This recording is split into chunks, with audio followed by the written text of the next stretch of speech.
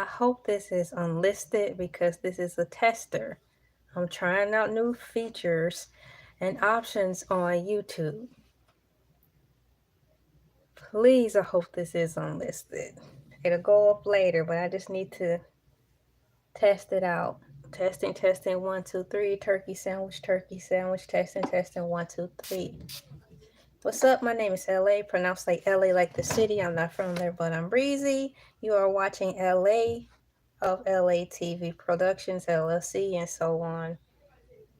Thank you for coming in. So we've got a lot of things going on today, and I want to see how much storage this phone can hold. So I did the YouTube short 3-minute video today, and that worked out just fine, and my cell phone didn't explode on me.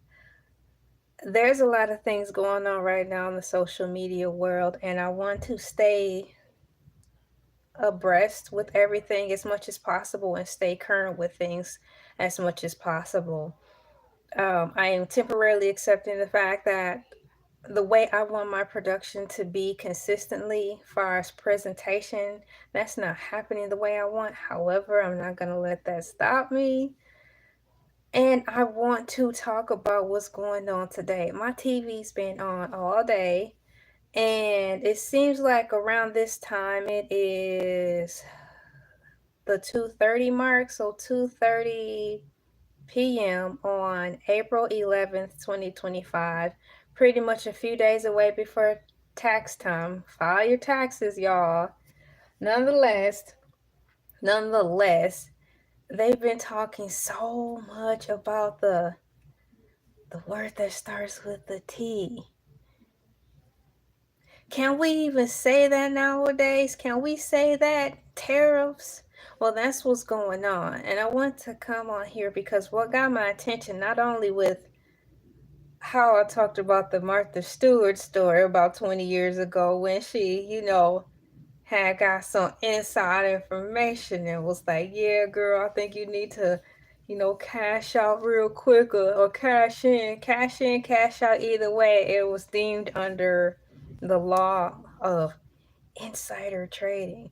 Well, word on the curve, that's happened again, / is happening again with our friends in the Oval Office. But hey, what can we say? Whoever has the gold makes the rules. I learned that watching movies and on TV. Don't tell me TV isn't educational, because it sure is. So what I just heard about, is the news channel still up? What's it called? It simply says local news live. That's pretty darn generic, but it's on cable TV. They just talked about 5 minutes ago, which had me to come up here. They are talking about tariffs affecting here in Georgia as far as the movie market. Now they're saying some of the same things I've been thinking and voicing out, especially when I talked about it during the writer's strike that happened about 1 or 2 years ago. How that affected everything by way of like the Netflix. Oh my gosh, and how we lost so much time and so many movies during that writer's strike. We lost so many quality films and opportunities and windows of opportunity because people, i.e. Stranger Things, those kids were certain ages and they grew specifically, exactly, and according to plan by way of the script into those ages. But with the delays of the writer strikes and stuff like that, it really hindered the growth and the development of Stranger Things. Put a damper on it. That and many other shows. Thankfully, Abbott Elementary wasn't really all that affected to the point where they were able to pick it back up and start their new season. I think currently speaking, they are in their 3rd season right now. So congratulations, Abbott Elementary.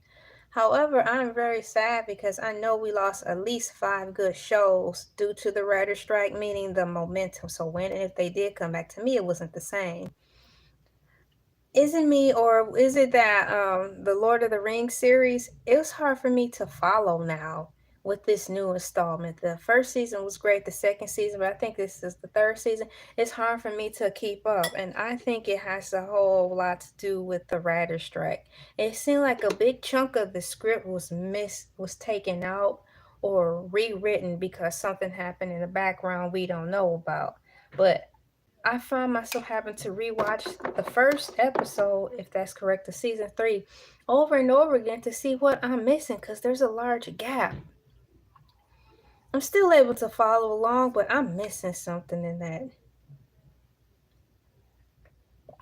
So having said that, they're saying that this whole tariff thing could really affect the movie market as far as the costs of everything. And they mentioned some of the same things I talked about, not only in the writer strikes video, but also when I read the Atlanta Journal Constitution by way of articles talking about movie projects that were done here last year. So based on what I'm gathering from what I've heard from the local news is that, of course, prices are going to go up, and they kept emphasizing and almost overemphasizing apartments. So I'm thinking what they're talking about is when the actors and actresses come on set, where are they going to be housed and or lodged during the recording or production of the film? Because they're not going to just live in the trailer all day. So that's going up, and just everything. I can only imagine because they have to go overseas, right, to do some of these films and shots.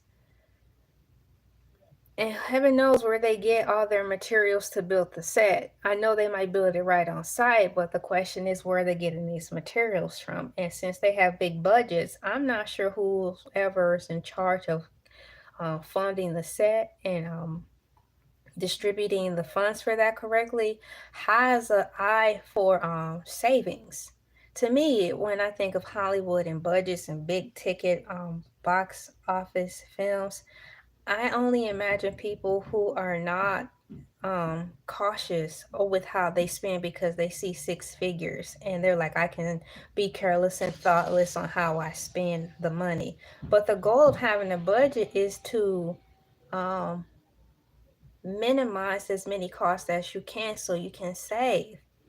The fun thing about set building and wardrobe picking is to not be cheap, but be frugal and ingenious and creative about ways to cut costs and to bring other mom and pop shops onto the scene because they won't be as expensive, but they will be as appreciative, to bring seamstresses on to sew up the costumes, to think outside the box and go to resale shops to get the wardrobe. You don't necessarily have to have everything handmade. So once again, I take that philosophy or my theory in reference to how I really think these people who are in charge of the budgets, i.e.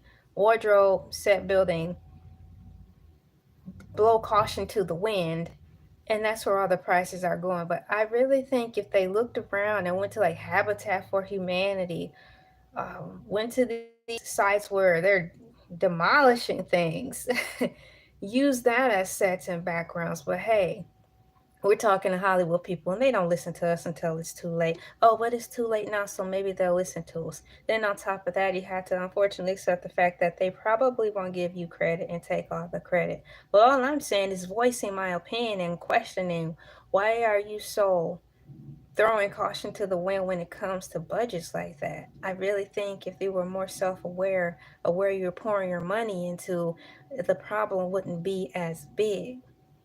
Now, towards the end of the news segment in reference to tariffs and how it's once again affecting Hollywood and the set and making movies, especially here in this beautiful state of Atlanta, Georgia, they mentioned that many of the actors and actresses are going overseas. I.e., for example, I thought the Surfer movie already came out. There is a Surfer movie that's coming out, apparently, that's not out yet, starring the guy, Nicolas Cage.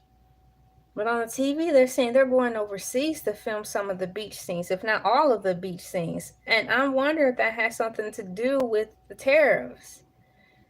Because as I think back, there was a controversy during the writer's strike 1 or 2 years ago now where American actors were kind of upset that they were hiring overseas people, like the people from Africa and the Harry Potter continent, and they were hiring them to play American roles, and it was throwing Americans off because when they would have the interviews outside the movie, they'll have this accent.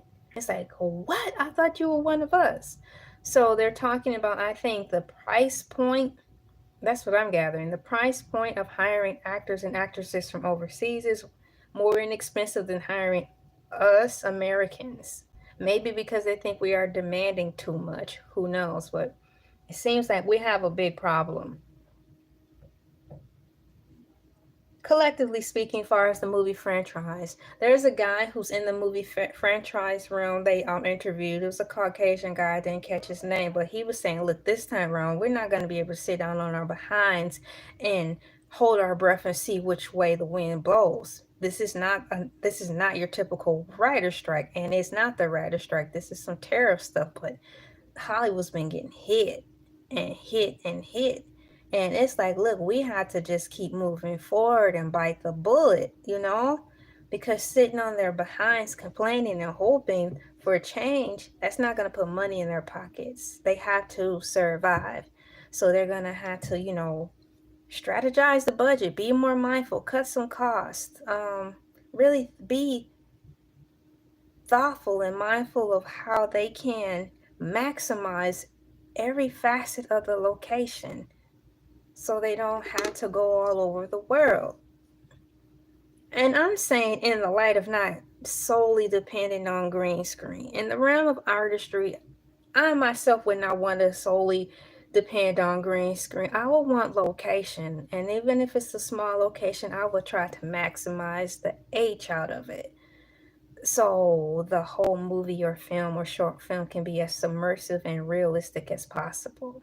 Now, if I'm doing a comedy or something, yeah, green screen all day because it's a comedy. Throw caution to the wind. It's like, it's comedy. I'm thinking now to make sure I've said everything in reference to this whole terror thing and Hollywood getting ready to take another blow. What are you guys going to do?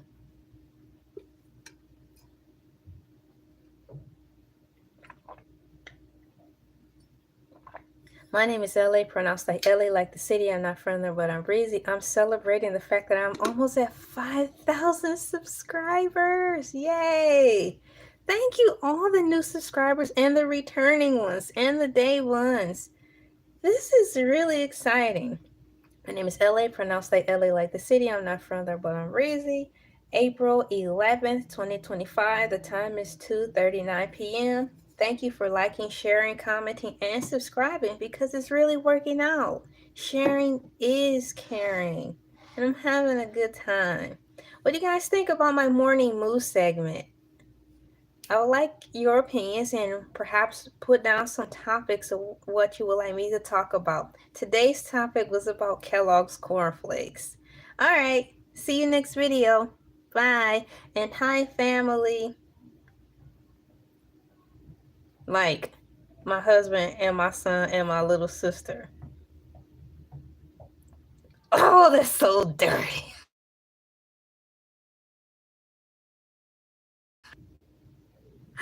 I'm out of here like yesteryear.